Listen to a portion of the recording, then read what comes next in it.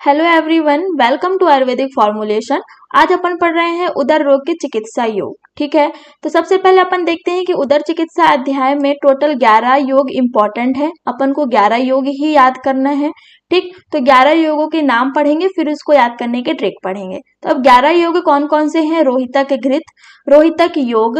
ठीक है, दूसरा कौन सा है? पंचकौल घृत हो जाएगा, चित्रकाद्य घृत, पटोल मूलाद्य चूर्ण, नीलन्याद्य चूर्ण और नागरादि चूर्ण। ठीक है, और यवादि घृत, नारायण चूर्ण, हपुषाद्य चूर्ण, स्नूही क्षीर घृत और क्षारवटी। ठीक, तो चूर्ण कौन कौन से हैं यहाँ पर? पटोल मूलाद्य चूर्ण हो गया, नीलन्याद्य चूर्ण होगा, नागरादि चूर्ण, नारायण चूर्ण और हपुषाद्य चूर्ण हो जाएगा। ठीक है, घृत कौन से हैं? पंचकोल घृत, चित्रकाद्य घृत, स्नूही क्षीर घृत और यवादि घृत। और वटी कौन सी है? क्षारवटी है। तो क्षारवटी आपको याद रखना है कि क्षारवटी का वर्णन कहाँ पर किया गया है? उदर रोग में किया गया है। ठीक है, और आपको याद रखना है रोहितक योग। ठीक, तो इस तरह से अपन ने 11 योग पढ़े। अब इन 11 योग को याद करने की ट्रिक पढ़ते हैं। तो ट्रिक को सबसे पहले अपन एक स्टोरी से समझेंगे कि रोहित और हपू नाम की दो फ्रेंड हैं। रोहित और हपू नाम के दो फ्रेंड हैं। ठीक है, उनके नगर में एक नीले भगवान आते हैं।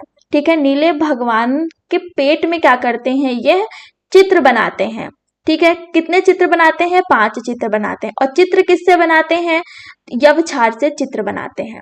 ठीक है, क्या है स्टोरी के? रोहित हपू दो फ्रेंड हैं, उनके नगर में नीले भगवान जी आते हैं, उनके पेट में क्या करते हैं? चित्र बनाते हैं। और चित्र किससे बनाते हैं? यवक्षार से बनाते हैं। ठीक है, ये क्या है? स्टोरी है। अब अपन ट्रिक देखते हैं। ट्रिक क्या है? रोहित हपू नगर के नीले नारायण के पेट में यवक्षार से स्नेह पूर्वक 5 चित्र बनाते हैं। ठीक है, क्या है? रोहित हपू नगर के नीले नारायण के पेट में यवक्षार से स्नेह पूर्वक मतलब प्रसन्नता पूर्वक खुशी खुशी 5 चित्र बनाते हैं।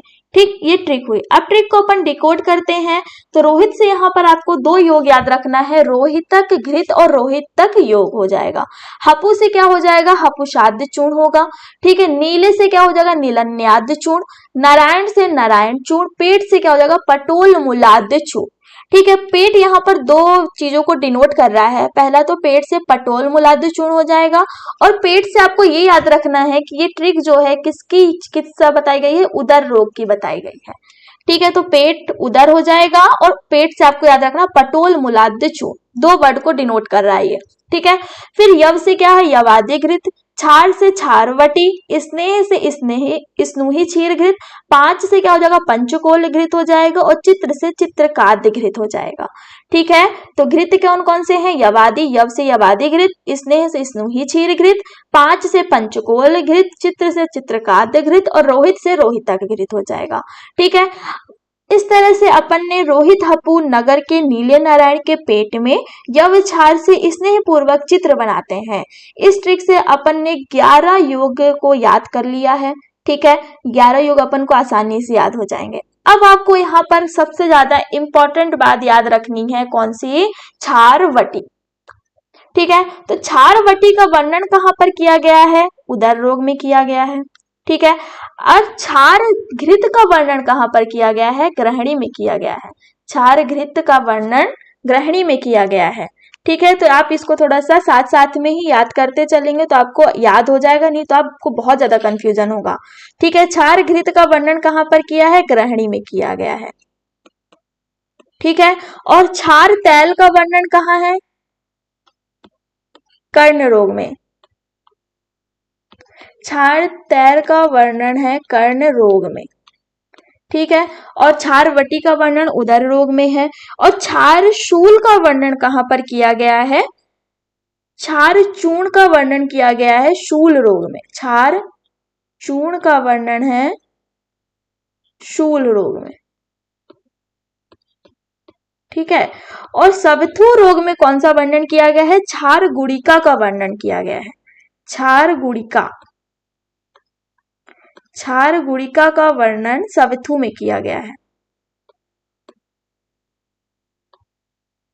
ठीक है, तो क्षारवटी का वर्णन कहाँ पर किया गया है?